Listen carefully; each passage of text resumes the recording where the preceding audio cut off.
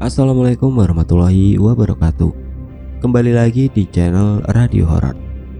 Sebelum kita mulai ceritanya, saya minta dukungan dari teman-teman dengan cara klik tombol subscribe channel ini. Dan jangan lupa nyalakan juga lonceng notifikasinya, agar teman-teman semua tidak ketinggalan cerita-cerita baru dari channel ini.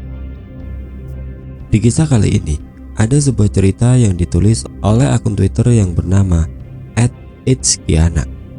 Dan untuk kisah yang akan saya bawakan kali ini, yaitu kisah yang berjudul Rintih Simbok. Dan bagi teman-teman yang ingin membaca langsung ceritanya, nanti silahkan kunjungi saja link yang saya sertakan di kolom deskripsi. Dan seperti apa untuk kisah kali ini, langsung saja kita simak berikut ini.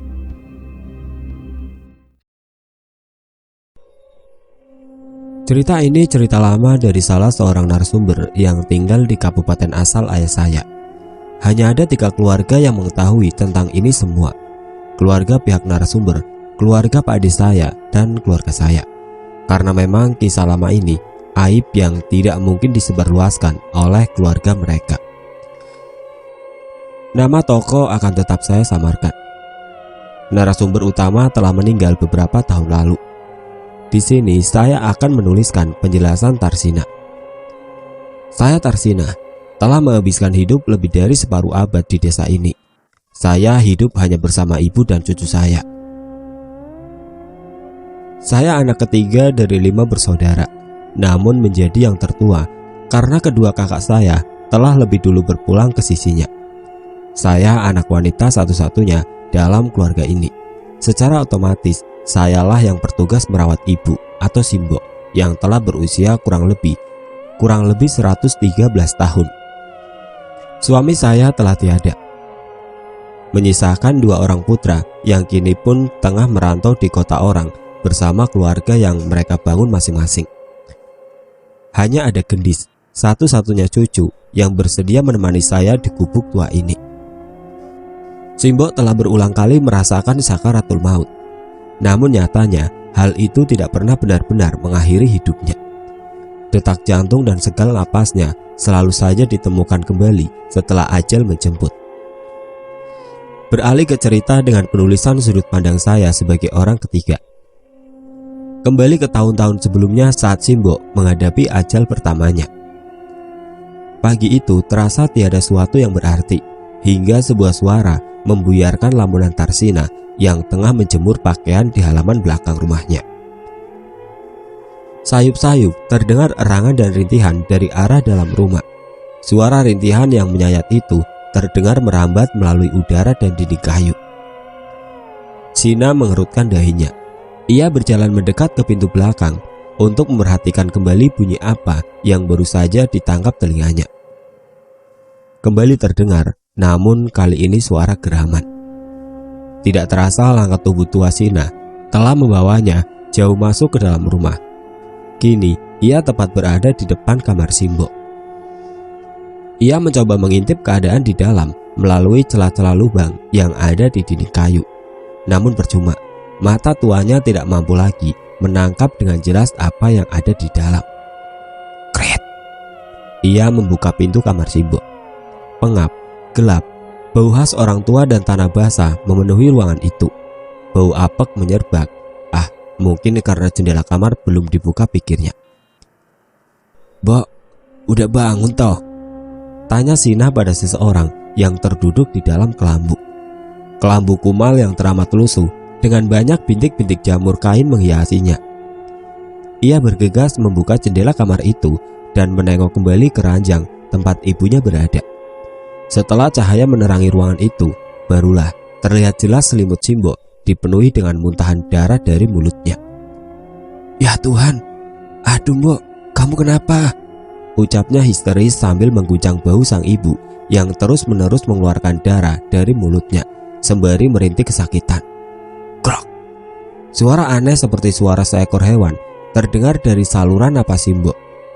Sina memundurkan tubuhnya. Ia terjatuh ketakutan ke tanah, lalu segera berlari keluar rumah untuk mencari pertolongan. "Tolong, tolong!" teriaknya sambil menangis di jalanan depan. Para warga yang mendengar pun bergegas menghampirinya. Beberapa orang yang melewati rumahnya dan hendak pergi ke sawah pun menghentikan langkah mereka dan menuju ke arah Sina. "Kenapa Tombana? Pagi-pagi kau teriak-teriak itu? Ada maling ya?" tanya seorang bapak-bapak dengan terburu. Nenek kenapa nek?"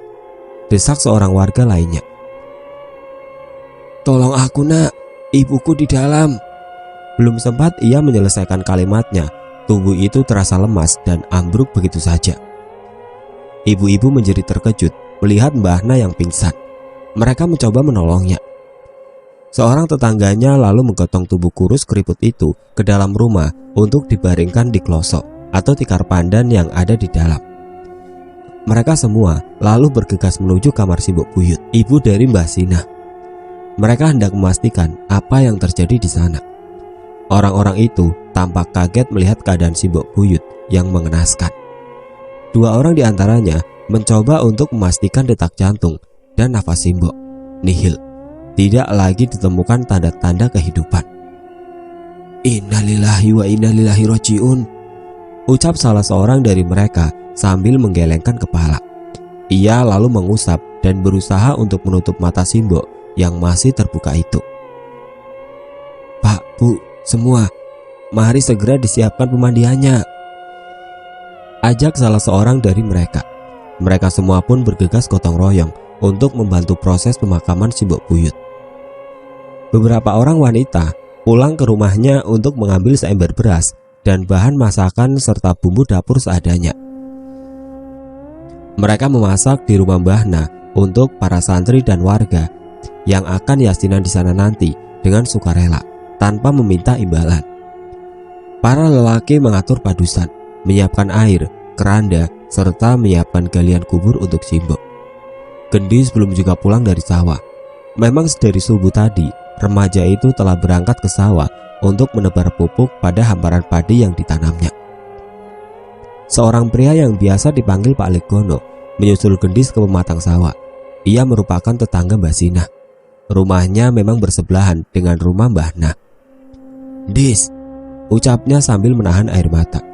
Ia berjalan sempoyongan hingga terpeleset tanah karena pandangannya kabur, menahan air yang mengenang di matanya.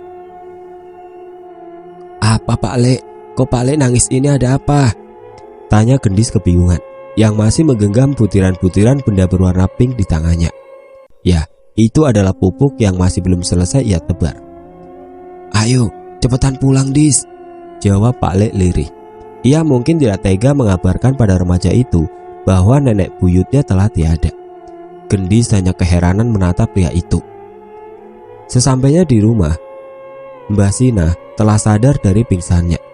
Ia tengah menangis sesegukan menatap tubuh Simbok yang dibaringkan di atas meja dan dibungkus oleh 2 lembar kain jarik. Gendis yang telah masuk hanya menatap nenek dan buyutnya itu. Muka Gendis itu datar, sama sekali tidak menampakkan kesedihan. Entah apa yang ada di dalam pikirannya. Semua orang yang menyaksikan situasi itu tampak berbisik karena merasa heran dengan ekspresi Gendis. "Anak itu kenapa sih? Kok nggak ada tampang sedih sama sekali?" "Nggak tahu, biarin." Gendis bukannya tidak mendengar apa kata orang-orang itu, namun ia malas untuk menggubrisnya. Gadis itu lebih memilih menuju pawon untuk meletakkan ember pupuk dan capil yang dibawanya tadi. Seakan tiada simpati, ia menuju pekiwan dan segera mandi. Di dalam sana, ia jijik menatap bak rendaman berisi spray, selimut, dan kelambu nenek buyutnya yang penuh dengan darah itu. "Menjijikan," gerutunya sambil mendorong bak itu menjauh dengan kakinya. Selesai mandi dan berganti pakaian, ia kembali ke ruang tamu, di mana semua orang berkumpul. Tampak Simbok Buyut juga telah selesai dimandikan. Di sudut ruangan, Mbah Sina masih saja sesegukan menatap tubuh ibunya itu. "Alah Nek, udah tua, udah hidup lebih dari seabad. Ngapain kamu tangisi kayak gitu? Masih beruntung Yang Maha Kuasa gak lupa nyabut nyawa dia," ucap Gendis yang melangkah menuju tempat neneknya duduk. Mbah Sina hanya menatap Gendis, seakan tidak percaya dengan apa yang baru saja didengarnya. Mengapa bisa cucunya sendiri berkata seperti itu? Mana Gendis penyayang yang tidak tegaan yang ia kenal? Sudah sedih, makin sedih pula ia melihat sikap cucunya itu. Jenazah Simbok Buyut tidak segera dimakamkan karena menunggu kedatangan kedua putranya. Mayat itu kini digotong ke musola untuk disolatkan. Namun yang terjadi di sana sungguh mengejutkan. Mayat itu terbangun tiba-tiba saat warga meletakkannya di lantai musola. Para pria itu terkejut bukan main menatap tubuh yang telah dipocong itu bisa duduk begitu saja. "Simbok bangun weh!" teriak salah seorang dari mereka. Warga pun berbondong-bondong menuju ke musola untuk melihat langsung apa yang dikatakan oleh orang tadi. Benar-benar bangun, Simbok benar-benar hidup kembali. Gendis dan Basina yang mendengar hal itu pun kaget bukan main. Mereka berdua berlari menuju musola. Sontak saja, Bahna tersipu lemas di lantai mendapati keajaiban itu. Lain hal dengan Gendis yang hanya menatap sinis. Akhirnya Simbok dibawa pulang kembali. Acara pemakaman dibatalkan dan para warga berangsur pulang. Di malam harinya, kedua putra Simbok datang bersama keluarganya masing-masing. Mereka tidak jadi bergabung. Keheranan mendapati Simbok yang tadi diberitakan telah meninggal, kini terbaring kembali di ranjangnya dalam keadaan bernyawa. "Loh, Mbak, gimana ini ceritanya?" tanya seorang pria yang tampaknya tidak terpaut jauh dari usia Mbak Sina. Bahna nampak menjelaskan runtutan kejadian tadi pagi kepada kedua saudaranya. Kedua pria tua di hadapannya itu hanya diam sambil sesekali menyesap rokok dan kopi mereka. Mereka tampak saling berpandangan sejenak satu sama lain, seakan mencerna hal-hal yang mungkin bisa mereka nalar. Di sisi lain, Gendis tengah bermain dan berbincang-bincang dengan adik-adik Mindoan atau anak dari sepupu ayahnya di luar rumah. "Mbak Andis, Buyut meninggal ya?" tanya salah satu bocah yang duduk di hadapannya sambil membawa boneka. "Enggak dek, kata siapa?" ujar Gendis sambil tersenyum. Bocah itu hanya menatap dan tidak bertanya lagi. Ia menatap ke arah rimbunan pohon pisang di sebelah rumah. Ia nampak tengah mengamati sesuatu, namun dengan rasa takut yang tidak bisa ia bendung. Tubuh mungil itu beringsut membenamkan wajahnya ke lengan Gendis. Loh dek, ada apa sih?" tanya Gendis yang bingung dengan tingkah bocah itu. Jari kecilnya menuntun pandangan Gendis ke arah sesuatu yang ia tunjuk. Rupanya di tengah kegelapan itu nampak bayangan hitam seperti tubuh seseorang yang sedang berdiri di sana. Yang berdiri di antara gerombolan pohon pisang. Tubuh bungkuk, kurus seperti tengkorak yang tengah menatap mereka. "Simbok, bayangan itu persis seperti Simbok Buyut." Gendis dengan cepat meraih tubuh bocah di sampingnya itu. Ia menggendong anak itu sambil berteriak memerintahkan adik-adiknya yang lain untuk segera masuk ke dalam. "Udah, ayo masuk semua, cepat!" perintah Gendis pada bocah-bocah itu. Tanpa perlu memaksa, mereka semua menuruti ucapan Gendis dan segera masuk ke dalam rumah. "Ada apa, Nak?" tanya seorang pria yang terlihat baru saja keluar dari kamar Simbok, berbarengan dengan Gendis yang juga baru saja masuk ke rumah. "Nggak apa-apa, Kek," jawab Gendis menutupi. Kakak itu paham bahwa ada yang Gendis sembunyikan, namun ia tidak mau bertanya lebih. Ia menghargai pilihan remaja itu. Kejadian meninggalnya Simbok tidak hanya terjadi sekali. Itu terus-menerus berulang hingga beberapa kali, mungkin sekitar 6. Saat ajal akan menjemputnya, tubuh tua renta yang bahkan tidak mampu duduk lagi itu merintih selama kurang lebih 1 bulan sebelum kematian berikutnya yang akan datang. Rintihan yang sangat teramat membisingkan dan membuat orang-orang yang mendengar pun menjadi pusing entah karena apa. Hal itu sangat memusingkan warga, karena hampir setiap 6 bulan sekali, nenek tua yang telah usur tersebut mati dan hidup kembali seperti sebuah rutinitas. Mereka kesal jika harus direpotkan dengan proses persiapan pemakaman, namun selalu saja tubuh itu hidup kembali.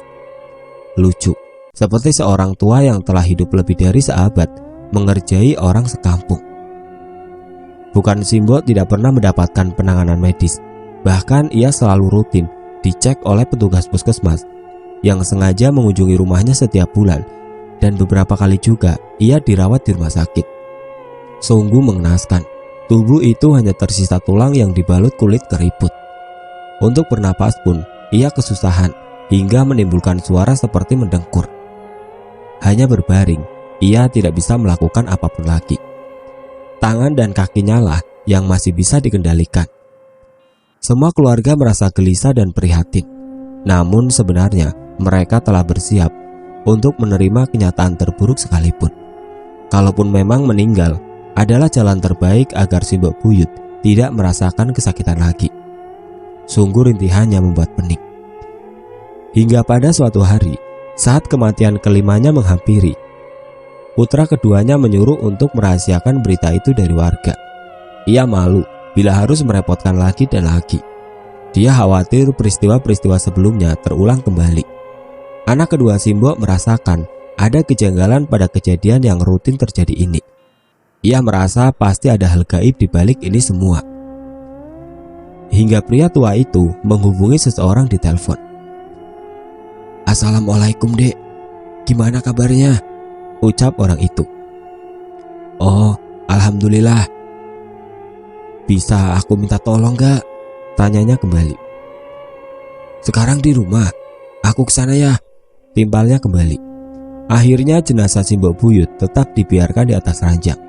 Kedua putranya menuju ke sebuah rumah di desa kecamatan sebelah. Mereka disambut hangat oleh seseorang yang jauh lebih muda dari mereka. "Wah, gimana bang kabarnya? Pulang ke sini sejak kapan?" tanya si tuan rumah. Istri pemilik rumah menyuguhkan kopi kepada mereka. "Aku tiap tahun pulang 2 kali loh, Dek. Jangan salah kamu," jawab pria tua itu. Mereka larut dalam perbincangan panjang lebar hingga mereka berdua memasang ekspresi serius. Salah seorang membuka pembicaraan kembali. "Gini, Dek, kami kesini hendak minta tolong ke kamu," ucapnya. "Lah, ada apa bang?" tanya pemilik rumah dengan menatap serius. "Gini, ibuku udah beberapa tahun ini gak hidup gak mati pula, Dek," jawab anak kedua Simbok itu. Si pemilik rumah hanya menelisik heran. Ia pun mengalihkan pemandangan ke lain arah sejenak, lalu menghela nafas panjang. "Iya bang, insya Allah aku udah paham. Ya udah, ayo cepat ke sana," seru pemilik rumah. Siapa dia? Mengapa ia diminta pertolongan oleh kedua anak Simbok? Mereka bertiga pun bergegas menuju rumah Simbok. Setibanya di sana, ia disambut oleh bau anyir arus darah yang memenuhi seisi rumah. "Bau apa ini bang?" tanya anak ketiga Simbok pada abangnya. "Gak tahu, ayo cepat lihat Simbok." "Ayo Di," ajak mereka yang disambut anggukan pria tadi. Mereka menuju kamar Simbok karena tiada siapapun di ruang tamu. Nampaknya orang-orang tengah memenuhi kamar Simbok. Pria itu hanya menatap ke sekeliling rumah. Ternyata banyak sekali makhluk-makhluk peliharaan Simbok. Rupanya ibu dari kawannya itu penganut ilmu hitam. Pantas saja ia kesulitan menghadapi ajalnya. Krok, krok. Terdengar suara seperti kerongkongan yang tersumbat dari arah kamar itu. Dan benar saja, Simbok yang tadi mereka tinggalkan dalam keadaan tidak bernyawa kini hidup kembali. "Beginilah Dek yang kumaksudkan tadi," ucap anak kedua Simbok pada temannya. Kawannya itu hanya menatap tajam tubuh Simbok yang terbaring dengan mulut menganga lebar dan kepala terdongak. "Pak Lehardi," ucap gendis yang berdiri di pintu kamar Simbok menyambut tamu kedua kakeknya itu. Ia mengulurkan tangan untuk bersalaman dengan pria tersebut. "Priendis, gimana Andis kabarmu? Kok gak pernah main ke rumah?" ucap Pak Hardi. "Alhamdulillah Pak Le," jawabnya. "Gendis gak pernah keluar, gak bisa main. Soalnya gak ada yang ngurusin sawah Pak Le. Mbah nanya harus ngurusin Simbok," jelas Gendis pada Pak Le Hardi. Pria itu hanya manggut-manggut dan tersenyum pada Gendis, lalu melangkah memasuki kamar Simbok. Tiba-tiba Simbok mulai merintih lagi. Rupanya ia merasakan kehadiran Hardi. "Tolong, tolong," ucapnya lirih sambil meneteskan air mata. Hardi yang mendengarkannya pun menatap iba. Gimana Mbok? Masih kuat atau enggak? Tanya Pak Hardi sambil menggenggam tangan tua keriput di hadapannya itu. Tolong, ucap Simbo dengan rintihannya yang tampak kesakitan. Tidak terasa Pak Hardi pun ikut menahan tangisnya. Pak Hardi pun meminta keluarga Simbo untuk mengambilkan segelas air minum. Entah apa yang ia baca, namun ia segera meminumkan air itu kepada Simbo. Wanita tua itu tampak kesusahan mengatur arus tenggorokannya yang harus terbagi antara udara dan air karena tidak lagi dapat bernapas melalui hidung. Miris, semua orang di sana sedih menatap tubuh yang nampak susah menelan air itu. Hanya satu orang yang bersikap dingin. Ya, Gendis menatapnya tanpa rasa iba sama sekali, seakan memendam rasa kesal yang teramat sangat. Pak Hardi tampak menyadari sikap Gendis, namun ia memilih diam dan melanjutkan tugasnya. Setelah hari itu, keadaan Simbo berangsur pulih. Ia dapat lagi berbicara dengan jelas dan nafsu makannya meningkat. Semua orang merasa bahagia dan menganggap ini mukjizat dari Yang Kuasa. Mereka sangat berterima kasih kepada Pak Hardi karena telah membantu sukarela yang mengakibatkan perubahan signifikan terjadi pada Simbo Buyut. Tubuh tua itu dengan lahap melahap bubur dan obatnya. Kini ia tampak sangat sehat dan berisi. Hingga selang beberapa bulan, kematian terakhir Simbo datang menghampiri. Pihak keluarga kembali terkejut karena Simbo yang tadinya sembuh, kini kembali meninggal secara tiba-tiba dengan keadaan sama seperti sebelumnya. Memuntahkan banyak darah berbau busuk dari mulutnya. Lagi-lagi Pak Hardi diminta untuk ke sana. Namun kali ini ia bersama Timur putrinya. Ia menjelaskan apa yang sebenarnya ia lakukan tempo hari. Ia menjauhkan pegangan-pegangan Simbo yang membuat tubuh itu merasa kesakitan, namun tidak mencabutnya karena ia merasa iba dan merasa setidaknya harus memberikan waktu pada Simbo untuk berpamitan dengan anak cucunya dulu. Namun ini, makhluk-makhluk itu berhasil kembali ke inangnya. Ia tidak berani mencabut karena jika itu dilakukan, Simbo akan sepenuhnya tiada. Memang itulah yang akan terjadi jika sang inang telah menyerahkan sepenuhnya jiwa miliknya.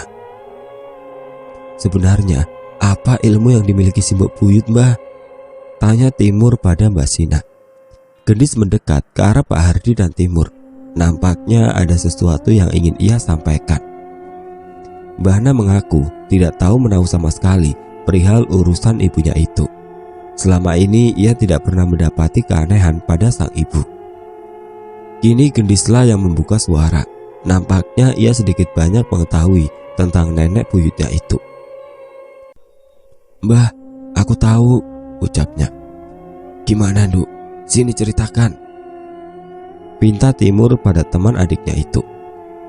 Gendis tampak gugup. Ia menelan ludah lalu mulai menjelaskan. Sudah sejak lama Simbo mengubur kucing hidup-hidup, Ale. Mata mereka semua melebar karena terkejut dengan apa yang Gendis katakan. Maksudmu, Nduk? Tanya Pak Hardi pada remaja itu. Tangan Gendis berkeringat. Ia seakan berusaha keras menggali ingatan-ingatan buruk dalam otaknya. Detak jantungnya mulai berpacu lebih cepat. Ia menceritakan semua yang ia ketahui tentang Simbo.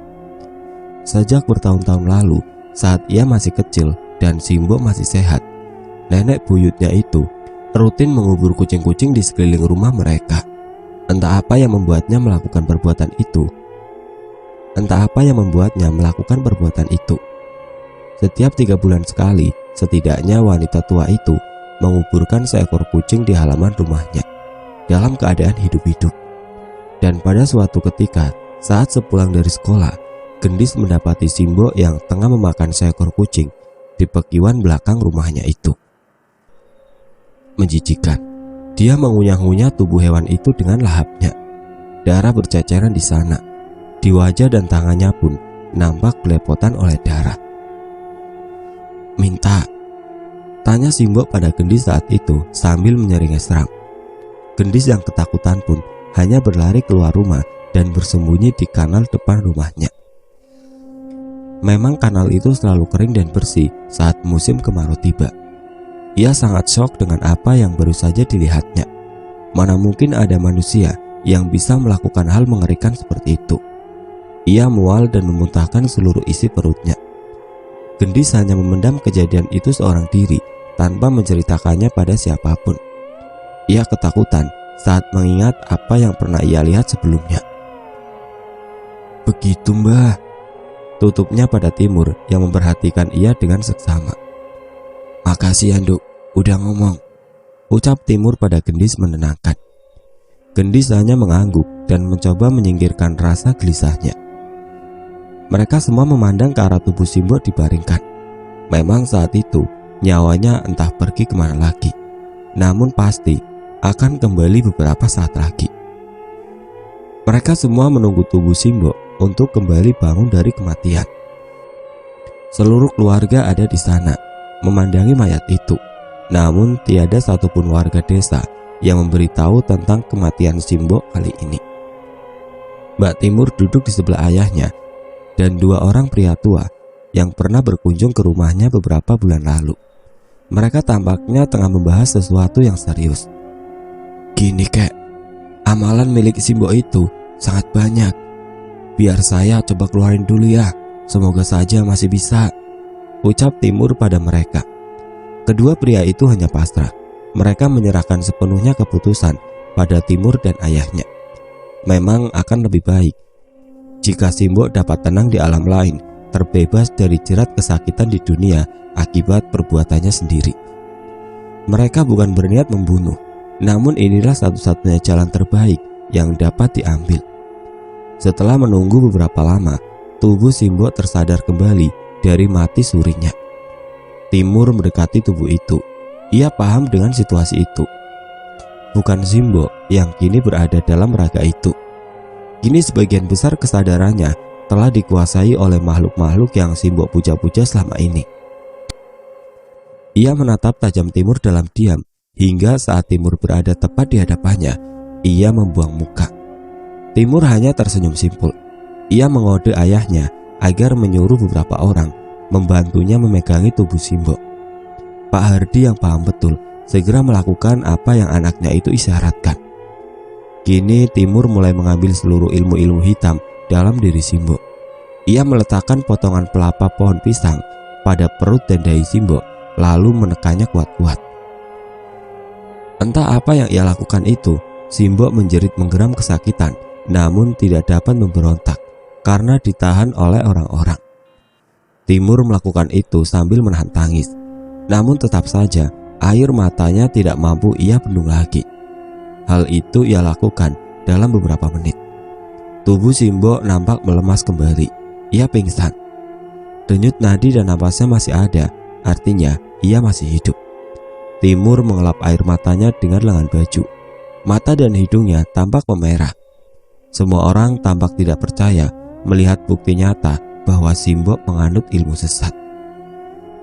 Pelepah yang tadi diletakkan di tubuhnya hanya dalam beberapa menit bisa berubah warna menjadi hitam legam dan bau seperti pelapa yang telah lama mengalami pembusukan.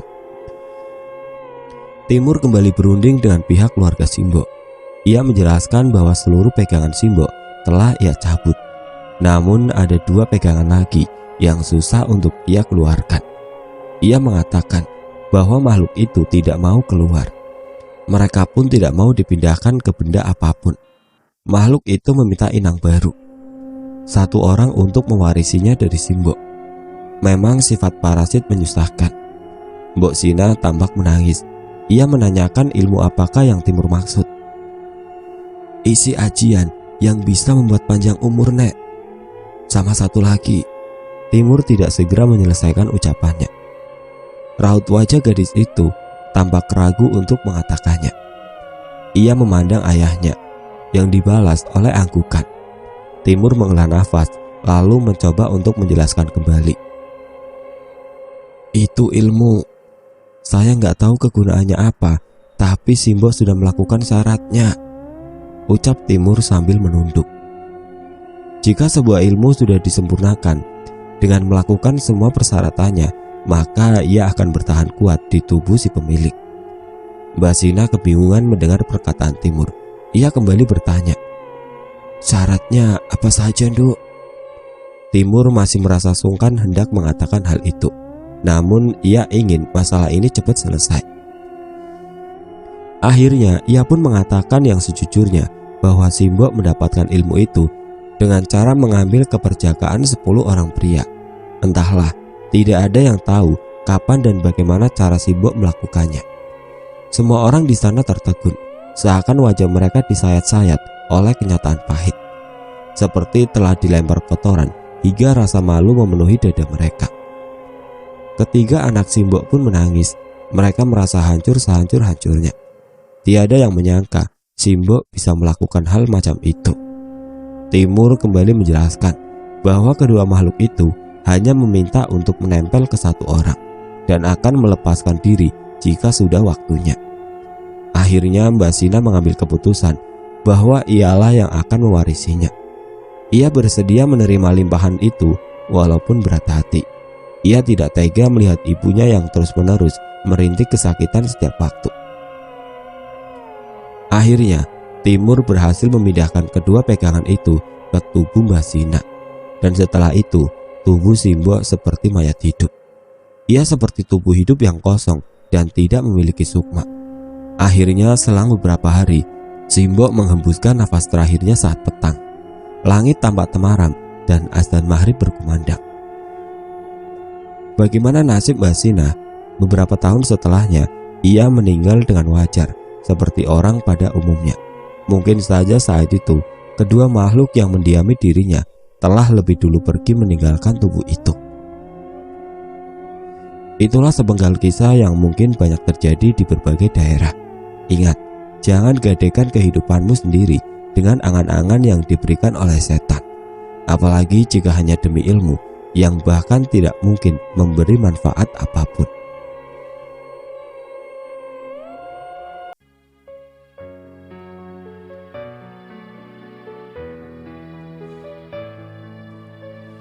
Oke teman-teman, seperti itulah akhir dari kisah ini. Bagaimana menurut kalian tentang kisah ini? Tulis komentar kalian di kolom komentar. Dan bagi teman-teman yang baru bergabung, jangan lupa untuk like, komen, share, serta subscribe channel ini. Dan nantikan kisah-kisah horor berikutnya tetap di channel Radio Horor. Wassalamualaikum warahmatullahi wabarakatuh.